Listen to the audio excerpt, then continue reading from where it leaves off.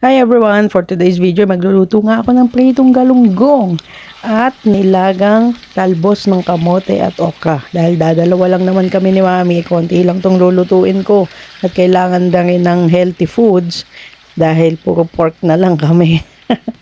So ayan na nga, para makakain naman si Mami ng fish at green leafy vegetables dahil medyo mababa ang BP niya.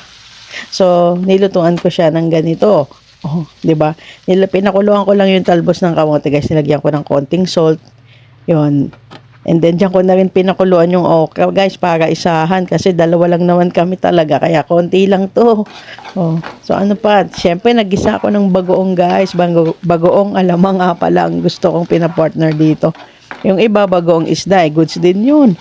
Diba, nasa sa atin yan, guys, kung anong gusto nating i-partner. So, ano pa nga ba? Siyempre, kainan na, oh. Diba, napakasarap nga ng kain ko dyan, oh.